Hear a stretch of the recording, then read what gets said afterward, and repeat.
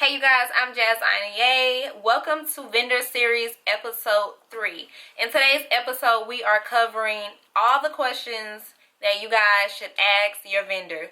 These are super important to know because if you are not asking the right questions, you are not getting the right information, and you may find out later that you should have been asking more questions, okay? So you guys want to always make sure that you are asking open-ended questions, okay? You don't want to just be asking questions that ends with yes or no. You ask them, oh, can I color the hair? Of course they're going to say yes. You ask them, oh, do the hair tangles? Of course they're going to say no. So you want to ask open-ended questions, and I'm going to give you guys a list of tons of questions you should be asking to get you on the right path to success. Alright, let's jump right into this video, and don't forget to give this video a thumbs up. Thank you. These questions are in no particular order, but you guys just want to make sure that you are writing these down so you won't forget, okay? Okay, firstly, hopefully you've established and you figured out if you want to sell raw hair or if you want to sell virgin hair, okay? If you guys do not know the difference, I advise you to learn the difference before starting a hair company. That's vital, okay? Or you can sell both, but you still need to know the difference between raw hair and virgin hair. There's a huge difference. So, you want to ask the vendor that you're thinking about going with, is their hair processed? And if it is processed, what's the process? Is it steam processed or is it chemically processed? That's important.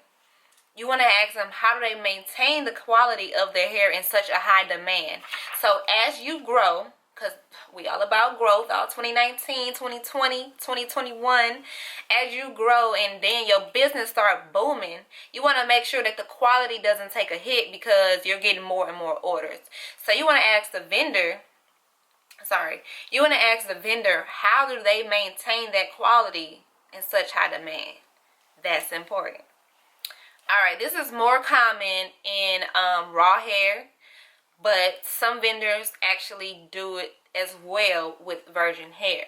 So you want to ask your vendor, your possible vendor, okay, is the hair single or double drawn? I don't want to go into too much detail about single or double drawn because I have a video coming covering raw hair. So you guys will learn all of that in that video. Next question. You want to ask them, what is the turnaround time for processing and shipping? It's a must that you know how long it's going to take for you to get your product. Now, don't get me wrong. Customs is a bitch, okay? And sometimes customs will hold your shit for a long ass time. And you really don't know when they're going to do it, honestly. But it mostly happens when you are getting huge orders. I'm talking boxes and boxes and boxes of stuff. You have to be prepared for customs to hold your shit. And there's nothing you can do about it. Nothing that I found that you can do about it. But outside of that, you also want to know how long it's just going to take for your vendor to ship it out. So you want to know, how long is it going to take them to get your order ready? Once your order is ready, how long is it going to take them to ship it? Once the order is shipped, you want to know how long is shipping going to take to get you your product. Those are important. You guys to know that, okay? You guys want to ask your possible vendor, do they accept PayPal? We all know that PayPal got your back. Some vendors, it is not unlikely that Indian and Cambodian and Vietnamese vendors don't have PayPal. Because in those countries, though, they are a little behind. You can say they're a little behind. And they may only accept MoneyGram or Western Union. That's a chance you just have to be willing to take if you feel good about a vendor, and hopefully you guys have built a relationship and built some type of trust.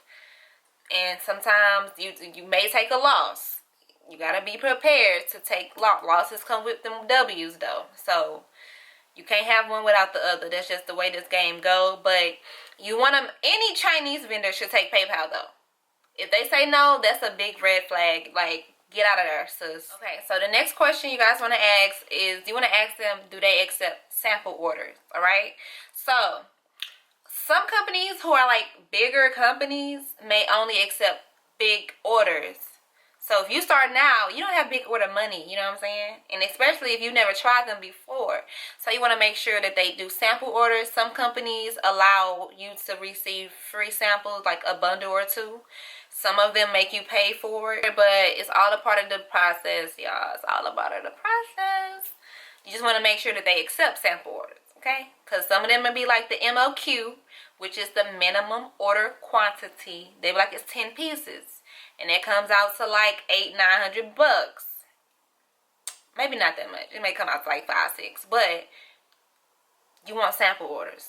Okay, we're trying to build a legacy here. Next question you guys want to ask them is, what delivery courier do they ship with? Also, how much is shipping? Because you're going to have to tie shipping into your prices depending on how you want to price your product and all those things. But you want to know how long is shipping and who they ship with. DHL is like the #1 international shipping company.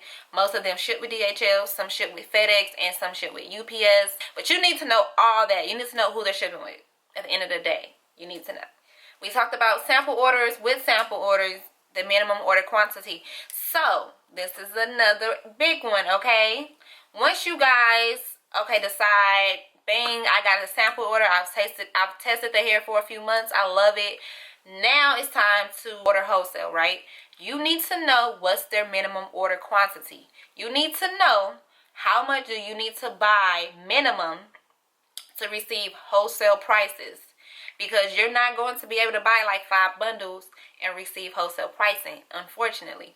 So different companies have different MOQs. You just need to know what's theirs. So that's a great question you need to ask.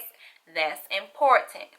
All right, you guys want to know, how long have this company been in business? Again, we talked about that in episode 2. You don't want a company that's new to the game. You want a vet. We want vets. Okay, vets only. So ask them, how long have you been in business, boo? This is a really important one you guys should keep in mind.